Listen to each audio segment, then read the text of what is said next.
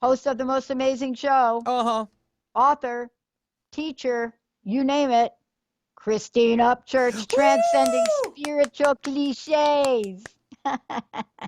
Should be more applause, not just my own, but I Where's the didn't have it sound? ready.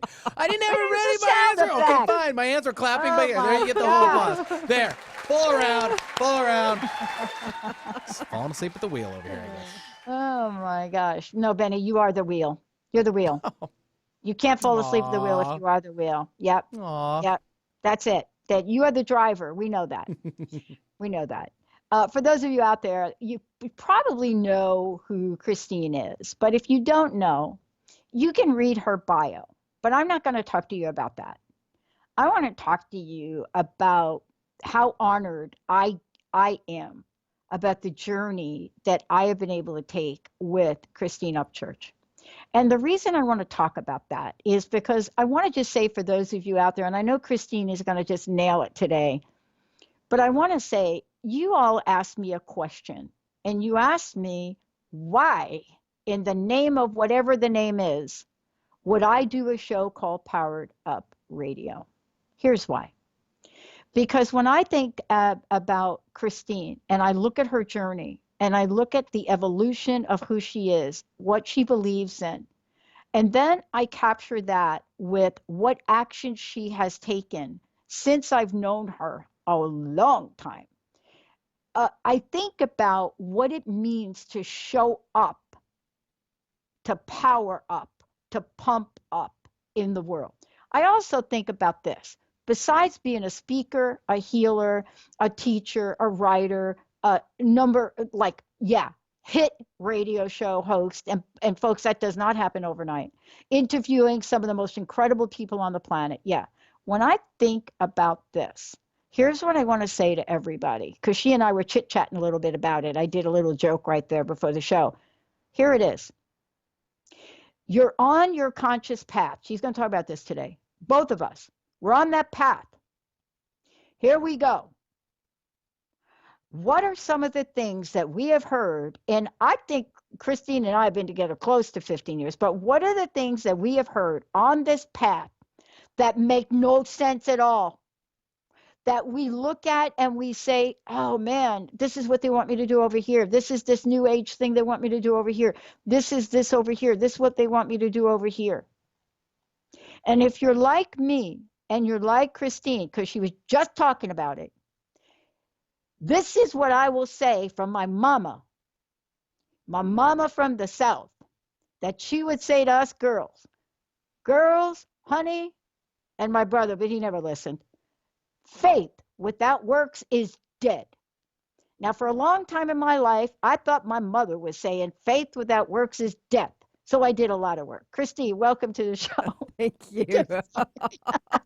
It's funny because I'm from the South originally too, so Oh, I got a lot of that down there too. I am the queen of getting words wrong. People that listen to the show, even yesterday, I did an interview. The gentleman's name was Dr. Flume. I Uh-huh. called him Dr. Fume. Okay, Love so it. I don't know. But here's the thing that you're taking on. This is important. Nobody told me when I started this journey, right? And you know this about me. I got really, really sick and changed Yeah. the whole direction to show. Nobody told me that what I was learning and what I was hearing wasn't going to get me to the deeper spiritual connection that I Yeah. wanted to have. Yep. What got in the way? Let me start out with that because that's what you're talking about pretty much in essence. Yeah. Yeah. So, are you asking me what got in the way? Yeah, I'd love to Oh, hear what got oh. in the way. Well, part of it is very simply. Oftentimes, it's the ego leading.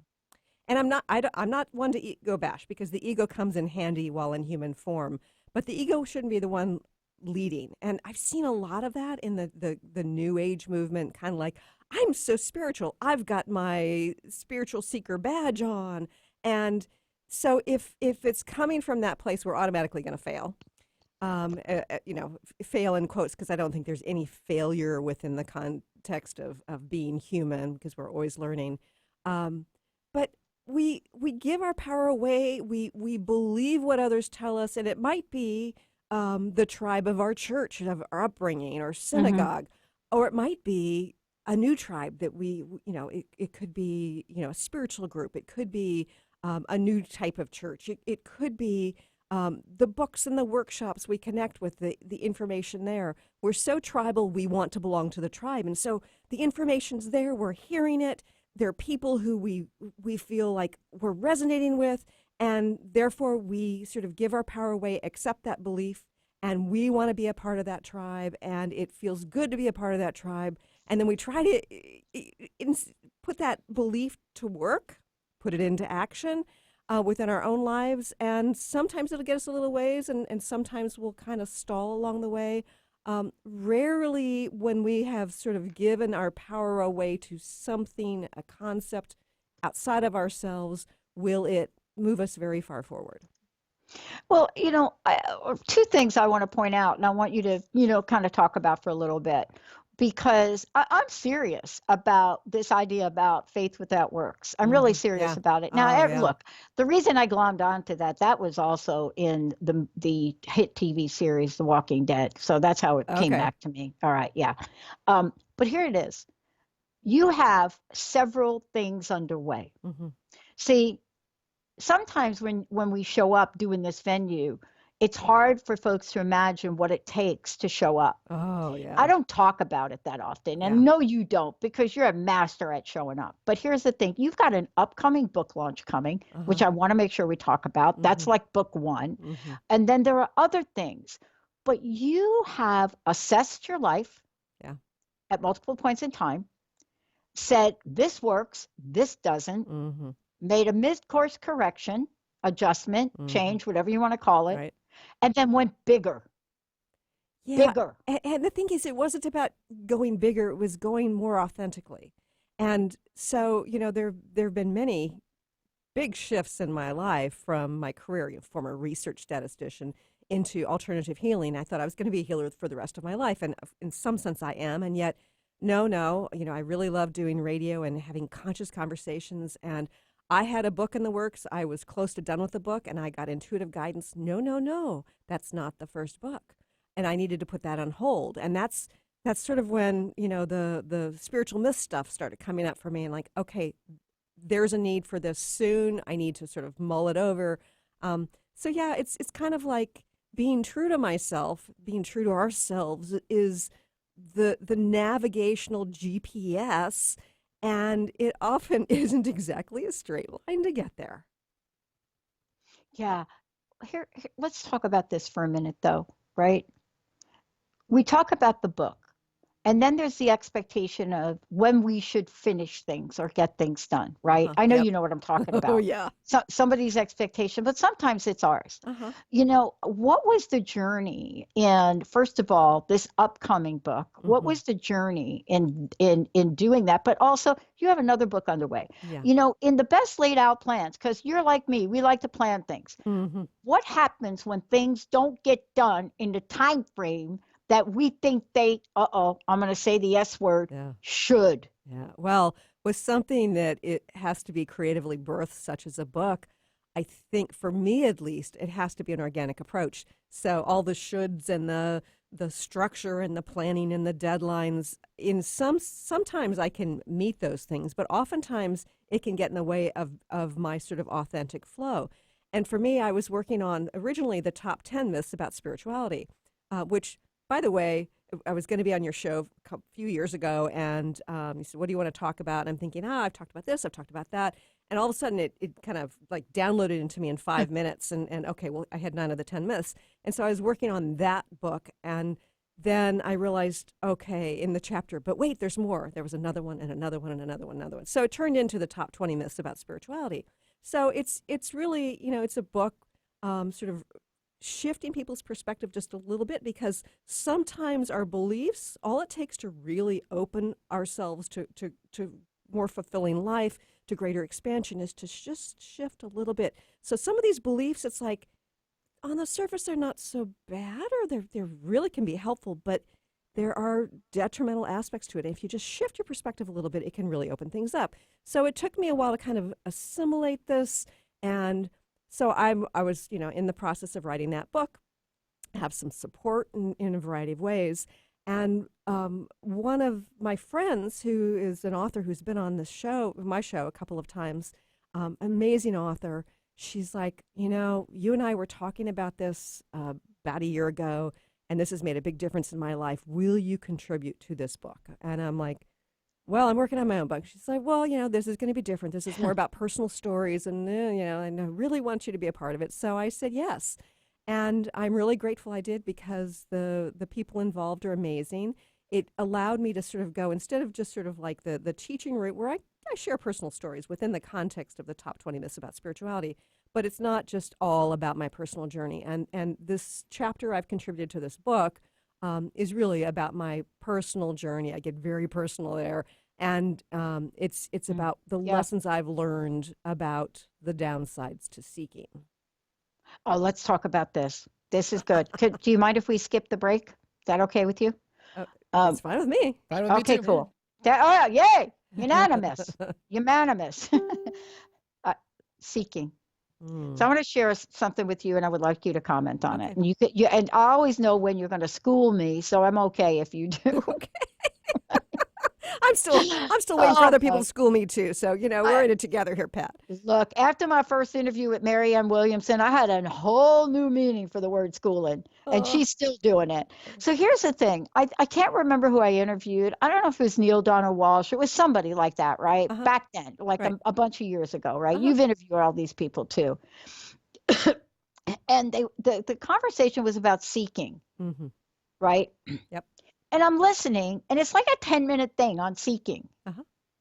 And I'm new to this arena. Remember, I didn't pop out doing the show like with the knowledge I have now. I'm a student. Right. Today I'm a student. So I didn't have this. But I interviewed a bunch of people, and some stuff wasn't making sense to me. And so 10 minutes go by, and it's all about seeking. And I said, okay, wait a minute, I'm confused. I don't quite understand that if I am seeking, how am I being?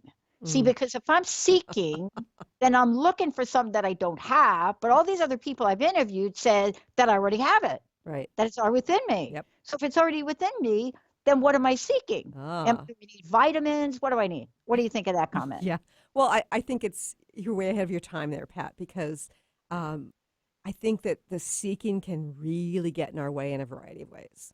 First of all, when we are seeking, what often happens as students of life, of students of consciousness, is that we seek outside of ourselves. And that may entail like seeking from information and guidance from a leader, a guru. And if we give our power away to somebody outside of ourselves, then we are actually diminishing our spiritual expansion, ultimately. Secondly, if we are looking within, then seeking, yes, indeed, implies somehow it's been lost. Like, what happened?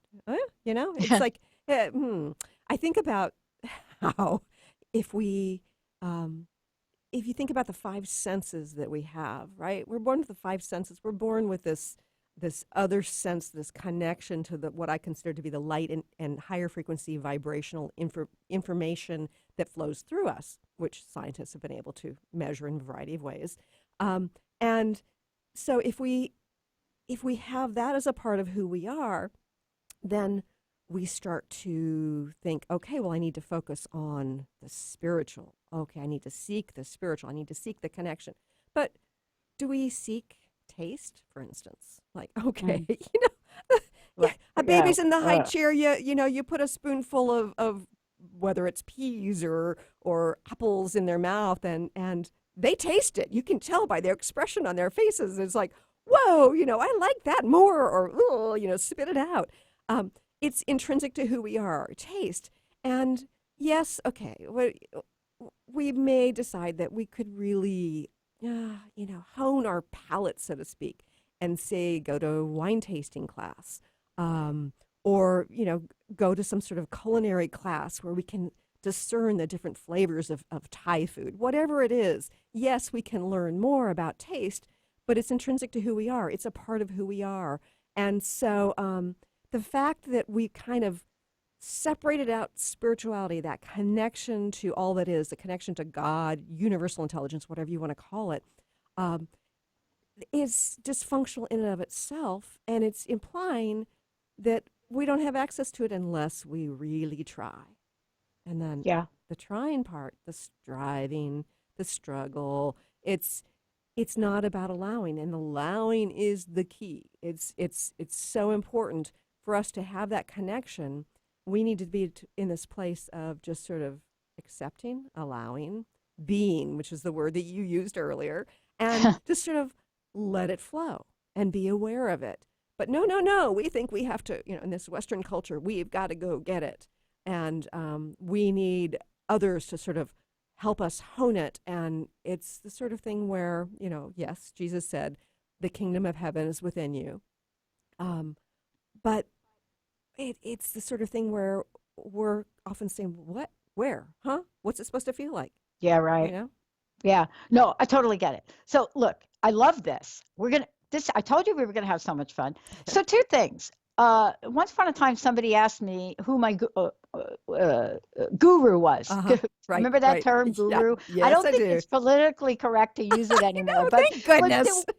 there was a time where we used that, right? Right. Now we say mentor. So they said to me, I did an interview. Man, it was way back. And I said, Monty Python. And they said, what? I love it. Monty Python. I said, think about it. Think about it. One of the most universal used words in our contemporary society, one of them, probably I think anybody that's on the internet, this is a word everybody knows. The word spam was because Monty Python did a sketch, spam, spam, spam. And I said, what do we learn from Monty Python? And so it was interesting that I said that, because I look at that. I say, how does somebody create something that nobody actually knows the meaning of? But there's something else you said, and I want to really acknowledge what you said. First off, I will always spit out cream spinach. That will always happen. I'm telling you, when I get older and perhaps I can't feed myself, I'm going to have a badge that says, do not give me cream spinach. It's going to happen like that. But there's something that I learned, and I don't know where I learned it. I know my mom was a big influence, but it's something I read, and it's exactly what you said. And it's a little kind of poem. It's this. Let's not rest in our awareness of what it is that I seek, but rather let's feel the awareness of what it is I desire. Seeking is a limiting thought, a lack of knowing that what you are seeking is based out of the ego's need to find fulfillment. This is exactly what you said. Yes. And so that's beautiful. Isn't that like the coolest thing from, my buddy, Kajo Pandey? And so he's not my buddy, but they're not my buddy. But I got the hold of that because I didn't understand any of this. I mean, back in 2004 and 5, I didn't get it. I don't think I get it now. But what you're talking about is to help people be more aware how they can truly live the life they want, right? Right. And I think that the other thing that I really want to encourage people to do is to pay attention to their beliefs. Because oftentimes what happens is our beliefs, in some sense, are true to us. They create our true reality, right? And oftentimes they're not quite right, or they're really wrong. And it's the sort of thing where if you are aware enough that what you believe and what you think might not be quite right, it allows the freedom to explore what truth really is. And I always emphasize that in order for us to find truth, we first need to let go of what is untrue, because those falsehoods are creating our structure. It's creating, how we function in life, and, how we find happiness and how much we grow or don't grow. So finding those untruths are key, like first step towards having a more expansive consciousness. I don't know what your history is, but I want to talk about this for a minute. Here you have 2 books on the table you're working on. You've got a webinar series. You've got some in-person events. I mean, this is you at a place, right? Some people would say you're on fire. Hmm. Alicia Keys would probably say that. Uh-huh. Would probably say girl on fire. I like that, right? Yeah. But there's a reason. There's a reason that you're pumped up, I'm pumped up. Hmm. And probably now when people look at us, they say, what are they doing now? Hmm. Let me ask you this question. What's that? In the effort of taking a powerful message out into the world, tell us about the vibration of this. Because, see, Mm. you talk about the vibration of change. Yeah. And sometimes we have to tell radical truth about stuff that isn't really working. Yeah. Yeah. Well, I think that we can go into detail about the what the vibration of change is, but I really do believe that um, the key to all change, and I believe this is true based on quantum physics as well as my own experience, which we can get into, is that it all depends on our energetic relationship with the now. And of course, there are all sorts of spiritual teachers out there who talk about the importance of being in the present moment and mindfulness and all that. But there are various ways of being in relationship with the now. And you were talking about being on fire. Mhm. And one of the things that's allowed me to birth some of these new kinds of projects and has allowed me to sort of shift the direction of, my book number 2, is that I allowed my fire to kind of go down to coals and dwindle until there was just a few sparks left. And it's like, how do I want to burn? How do I want to be on fire? Do I want to be on fire? I had to sort of come to this place of accepting what is. And I went through a divorce. I went through a move. I let go of certain friendships. I let go of an aspect of my business. It was like all these things I was letting go of, and it was turning into coals. And I didn't know if I would ever be on fire again, so to speak. And I had to be okay with that because I didn't know what I wanted to add to that fire, if I wanted to add anything to that fire. And ultimately, what's happened is sort of this natural evolving that has reignited or ignited in a new way the kindling, the coals, and added fuel to the fire. But part of that vibration of change is just being in that moment, energetically speaking, and there are various ways to do that, and allowing whatever it is to be, and also allowing us to see what the truth is. And I think that it's really important on a personal level. It's also important on a more collective level. And I think we're experiencing that here in the United States. Politically, it's like there's a whole lot of stuff that's getting illuminated, but we really need to be present with what is in order to and see what's true, see what's untrue, face our illusions, see in what ways we want to spark a new fire or add more wood to our fire so we can burn and shift and take action and evolve. Yeah. There are several things that are really critical for folks about the journey you're on and what you're bringing to the world. And we're going to cover those today as we are right now.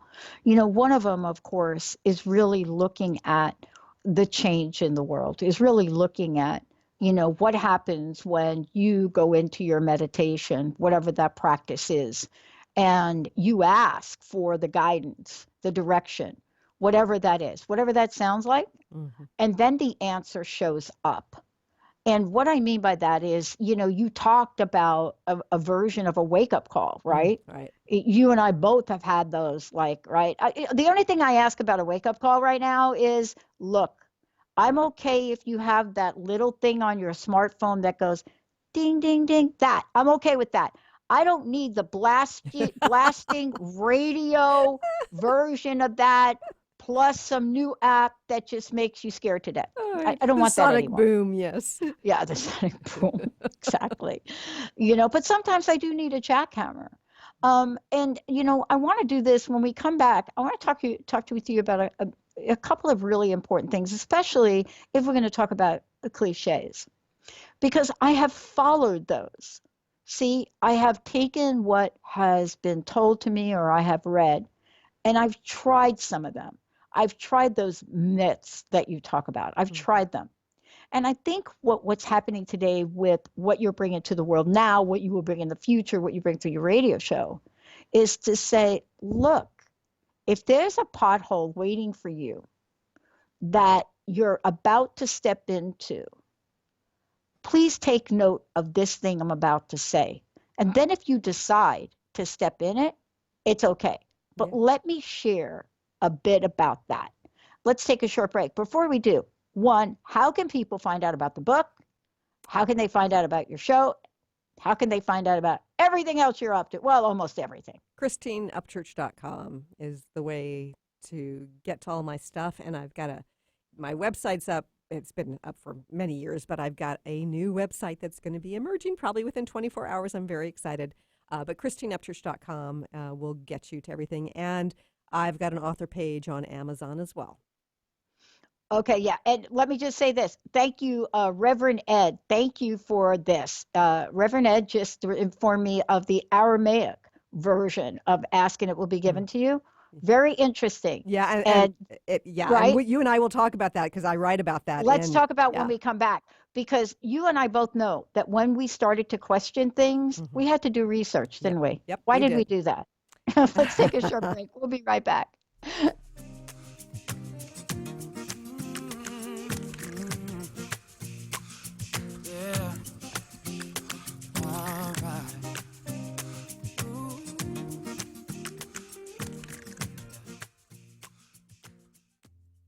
Golden Otter Divinations Radio, where the metaphysical meets the mainstream with Autumn Seibel. Tune in the first Friday every month at 9 a.m. Pacific as Autumn, educator, health coach, and medium, explores metaphysical and mainstream strategies on how to elevate your level of conscious living. Draw in the abundance that is yours by divine right. For more information about working with Autumn, visit goldenotter.us. That's golden like the precious metal and otter like the precious animal.us. Are you searching? Looking for a sign? A message you need to hear? From the great unknown? From the most mysterious place that is the most familiar to your soul in the depths of who you are? The universe put someone here to talk to, someone God gave a blessing to, that you may find insight with. TheAngelLady.net. 1-800-323-1790. 1-800-323-1790. Tune in to The Truth is Funny with Colette Steffen each Wednesday at 8 a.m. Pacific, 11 a.m. Eastern on TransformationTalkRadio.com. This hit show will have you thinking outside the box and riding the wave of infinite potential. Join Colette on the Higher Self Network, inspiring listeners to shine their brilliance and ensure success while roaring with laughter as they recognize the humor of the giant cosmic joke. Visit thetruthisfunny.com. To find answers to life's questions, you need to look within yourself. Dr. Glenna Rice brings your questionable conversations on Transformation Talk Radio each month. Tune in each month for insight into how you can live up to your full potential. Dr. Glenna is a physical therapist, certified Access Consciousness, and Access Body Class facilitator. How does it get any better than this? For more information on Dr. Glenna Rice and her work, visit glennarice.com. Sometimes being human has its challenges. Our physical health falters, our spirits sag, our dreams don't immediately come to fruition. Welcome to the power of Maximum Medicine Radio. Join me, Doc Martin, in conversations that will blow your mind about healing. In our hit show, Doc Martin addresses the scientific with bridging to the mystical approaches to give you a new narrative about maximum medicine. In this live call-in show, we will journey into the extraordinary genius of the human body and talk about other beliefs that impact being your multidimensional self. We seek the seen and the unseen and explore the earthbound and the otherworldly, all with the purpose of calling forth the maximum you. To learn more about Doc Martin and Maximum Medicine, visit www.sharonmartinmd.com. Everyone knows all about my direction, and in my heart somewhere I wanna go there. still I don't go there. Everybody says, say something, say something, say something, say something, say something, say something.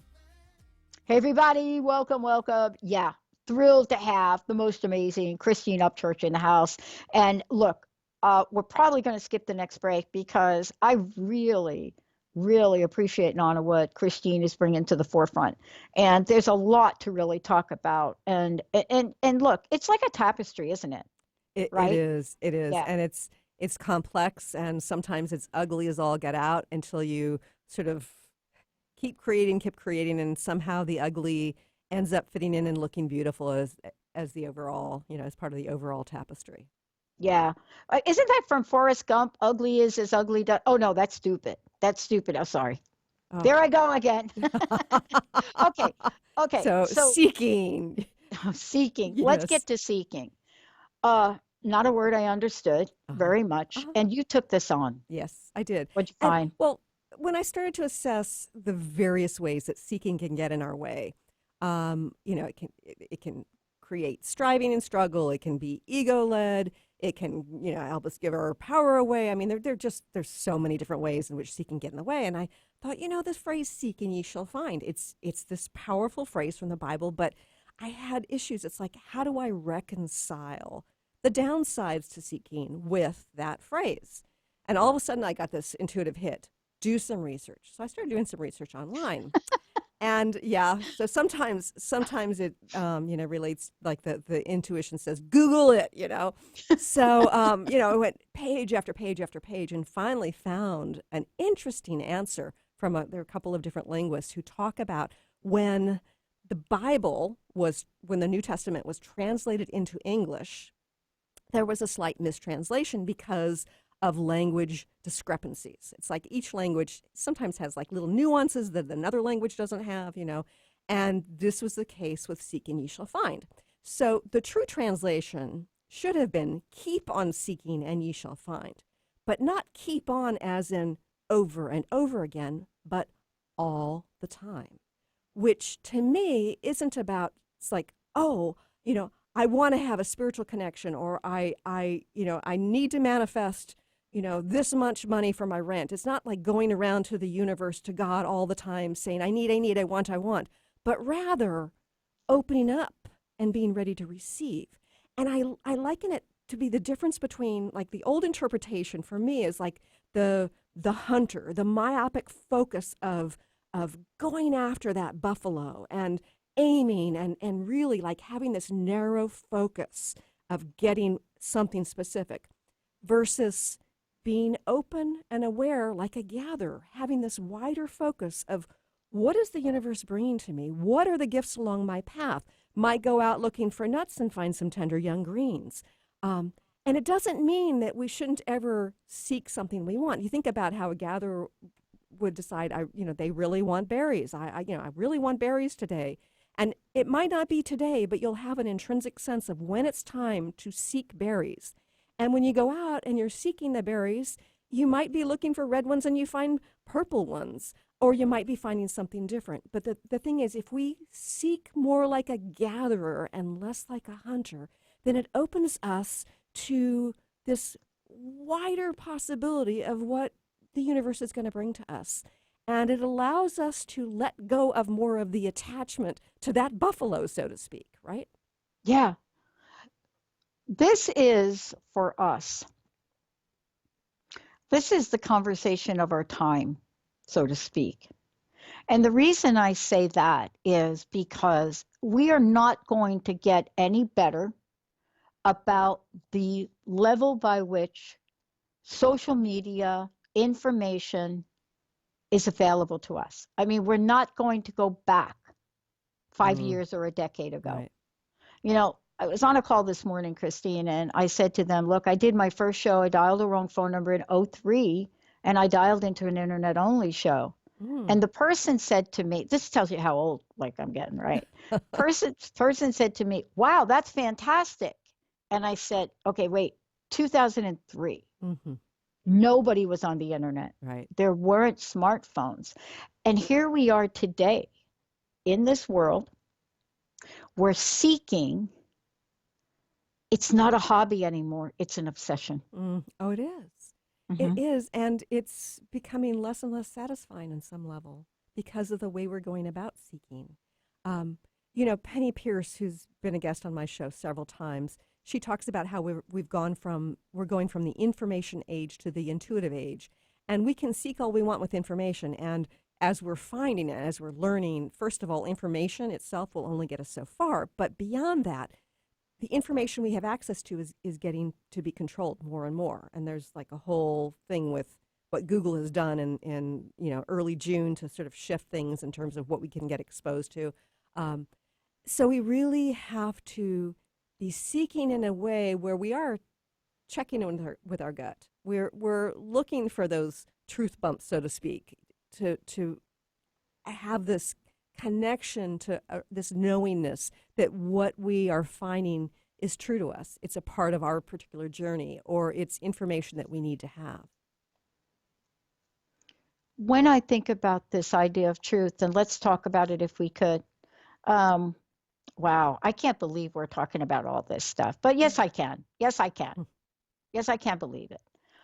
Because you are on the edge of the future of what's going to be important, even if it's not super important today. See, you are way ahead of the curve in talking about things that are going to be real problems for people, and they don't know it. I'm not saying that they're not problems now. And, I am one of those new thought people, I guess, that uses the word problem. I'm just not going to beat around the bush about it. Right. Yeah. Challenges, So, yes. yeah, well, whatever you want to call it. The bottom line is you hit a pothole, you get stuck. And unless you can find a way out or someone can help you out, I've had many angels, you stay there. What you're doing is you're helping people understand, one, there is a way up, and two, they don't have to do it alone. How important is that to you? Well, it's very important. But also, I think that if you land in a pothole, play in the puddle. Explore what that pothole's about. Dude, I don't swim. Most potholes aren't quite that deep. You don't have to do any swimming, but it's like splash away and check out the texture and like, wow, feel what it feels like to be in that cold water and like, wow, this doesn't feel very good. And how did I end up here? And what's the surrounding environment? And why is this pothole here? And what will we need to do collectively to fix this darn pothole? Okay, burning question. What's that? Do you think it'd be okay if I could bring my little rubber ducky? Absolutely. But see, this is part of it, right? Look, you and I take some of this in life very seriously. We do. Right. We're passionate, we're committed. But there's a lighter side to this. And I think you are covering that, in a way, first of all, in a way that I love to see you in. Absolutely love it. But some of this, if we look back on some of the cliches, we actually were living them a little bit. Okay, I'm not going to speak for you. Well, I was living them. I was living some of them too. And it's funny because, going back, 25 years when I intuitively knew I was meant to become a healer, and I heard voices and I ignored it. And eventually I had healed myself of cancer, and I learned that was going to be part of my journey, was to become a healer. My first thought, Pat, was, but I could never dress like that. The long flowy skirts with the feathers in the hair and the reeking of incense. Not that I'm judging people who like that, but that's just not me. So I'm thinking, I don't know if I can be a healer because I can't do that. And then I came to understand that, we can try things on or not and say, okay, well, I had to sort of check into my belief system. I found an approach to healing that was much more grounded and a little bit irreverent about, the spiritual fluff. And it fit with me. And so I think sometimes what we have to do is we do try things on, or we think about what would it feel like to do or be this. And it's like one of the nice things about trying on some of these cliches, living some of these cliches in one way or another, is to be able to say, okay, well, that was surface, or that brought me to this dead end. But is there a bit of truth in it? Is there a kernel of truth? It's kind of like the seeking thing that we were talking about before. It's like there's something wonderful in there, but it's gotten misconstrued. I'm going to post a picture of what I'm about to say. Are you What's ready that? for this? You bet. Okay, so this is before I did the show. This is me, my first introduction to real spirituality. And I'm not going to go into it, it's a long story. But the bottom line is, I worked for a consulting firm in 1994 to 90, I don't know, whatever. And I worked for a consulting firm when I was going to school. And the boss comes to me after he went on a vision quest with a woman who became my mentor and said, Pat, I'm sending you on the vision quest because I want you to steal her ideas so that we can create corporate vision quest, right? Oh, wow.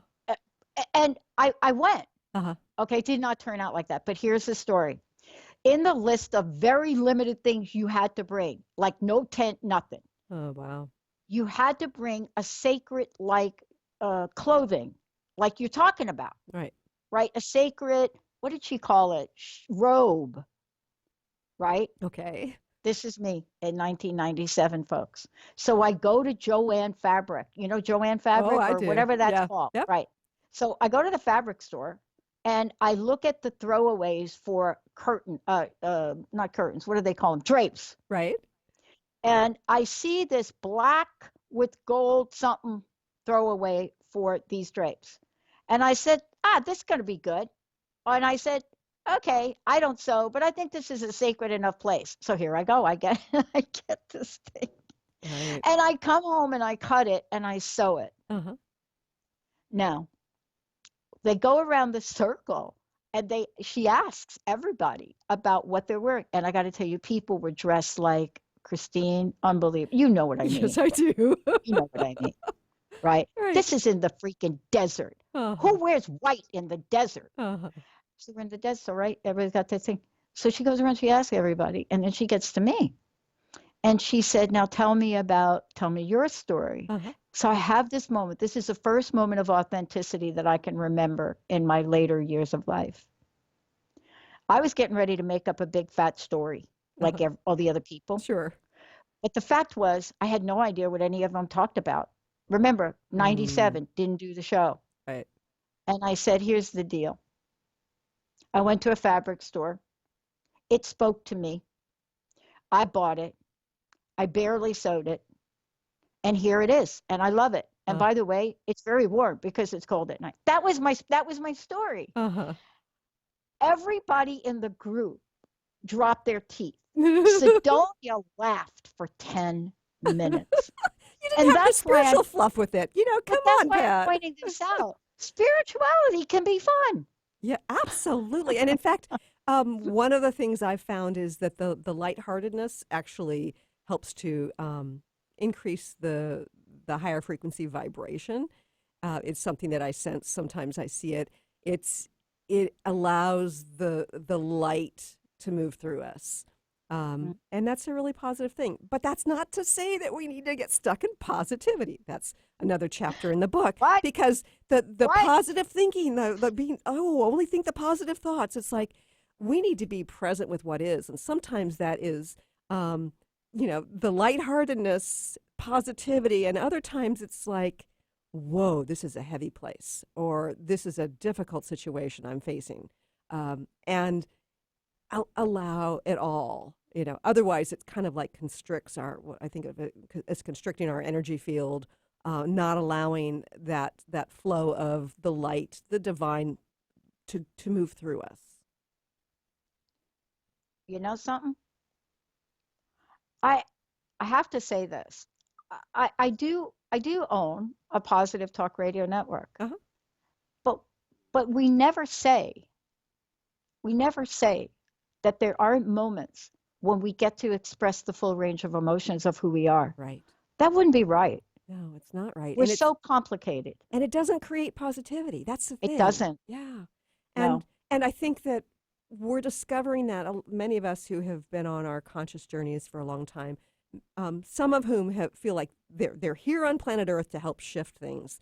And we're looking at what's going on in our country, look what's going on in the world, like, wow, I've been doing all this meditation. I've cleared out a lot of my issues. I've, making a mark within my community, and this is the state of the world. It's the sort of thing where it's not all positive, and we have to let go to what is, and we also have to take that inspired action. I think that's a piece that has been missing for many, feeling like if we just meditate up on the mountaintop, that will be enough. And that has a huge effect, don't get me wrong. But we're here to experience it all and to take inspired action. Yeah, look, I've been to the mountain too. It happens to be the high desert of California. But here's what I want to ask you about, because I think this is important, and I know we have a short period of time left.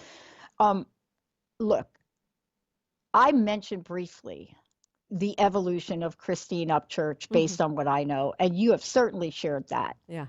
At time to time, I talk about the evolution of Pat Basili. Oh, yes, that is my last name. People don't even know my last name. You're just Dr. Pat. Your first name is Doctor, your last name is Pat. Yeah. Yeah. But I'm also Ping Pong Patty. Okay. I'm that too. Okay. This is what I want to ask you about, and I would love for you to comment. And I don't know if this made your list of things that you did. I had a top, what do we want to call them? New thought leader, spiritual top person refused to come on my show a number of years back. And here's why. My tagline, every show opens, and it wasn't Dr. John DeMartini. Every show opens with what would you do if you knew you could not fail? I love that. That, right. They wanted me to change it. They said the energy of that didn't align with their message. Wow. I never changed it. But see, this is, I think, what each of us has to come to terms with. What's negotiable and what's not, Christine? When are we the bug? When are we the windshield? When do we hold them? When do we fold them? I have no idea, Pat. That's like the mystery of life, And, man, come on. But it's the sort of thing where if we kind of sometimes take a step back into the observer role and say, wow, I'm the bug in this instance, or wow, I'm the windshield, or maybe I'm both here.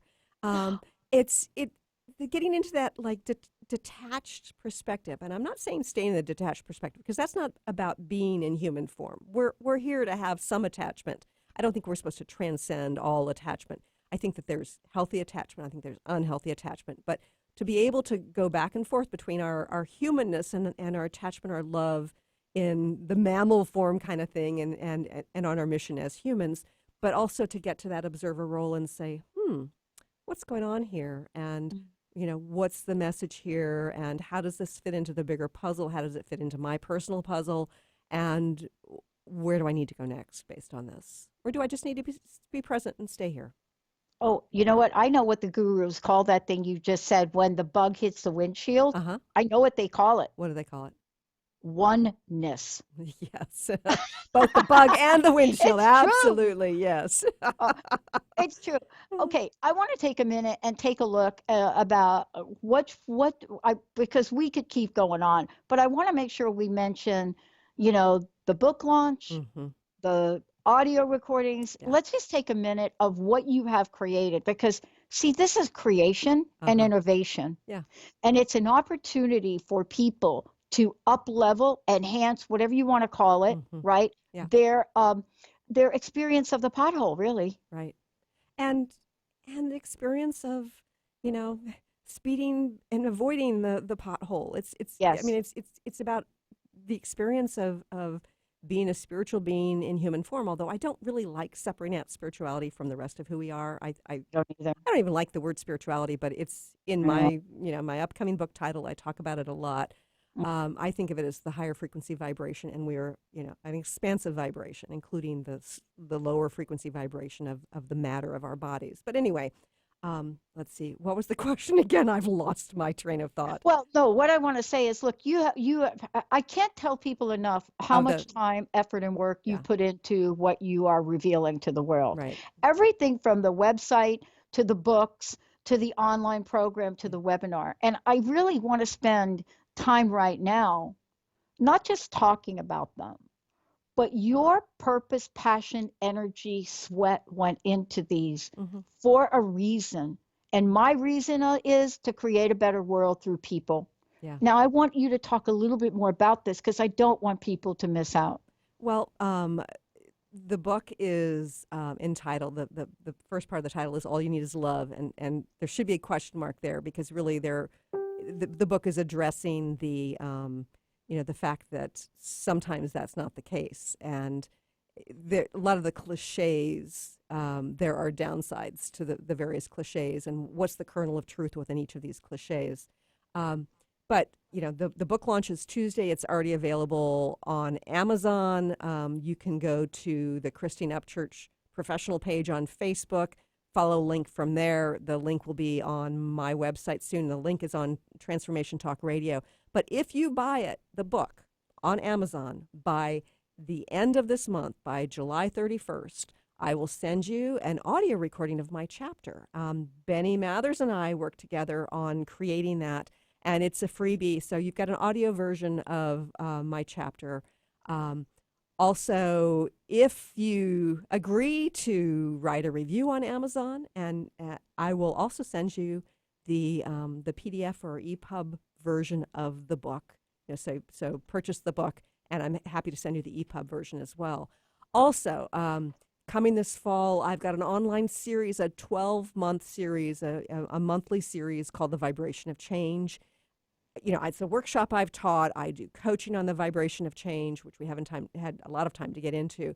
But really, I want to have an intimate online gathering with people every month to talk about what the burning questions are, what their questions are, what the burning issues are in our world. I want to bring some of the energetics and meditation to that, and just give people some education about how true positive change occurs, because I was really surprised. I thought that it was all about a belief, and it turns out it's not. Belief can affect it. But anyway, also, I've found that I've meant to teach people how to become good guests on radio and podcasts. And I've gotten, I coach people with that. I've got a very exclusive workshop coming up in October that's not on the website quite yet, with the specific dates, still trying to finalize venue. But it's going to be small. There's going to be filming. People will be going home with a filmed interview that they can put on their website. And I will be doing some personalized coaching as well as teaching about what it takes to become a best guest. Yeah, so very needed. So very needed. And I really want to appreciate two things. One, thank you for recognizing the people that have helped and supported you, because we don't do that often enough. Mm-hmm. And you are one of those, Pat. You are one of those, Pat, too. Thank you. I have to say that attachment is a struggle for me, in that I dread the day when you move on to bigger and better things.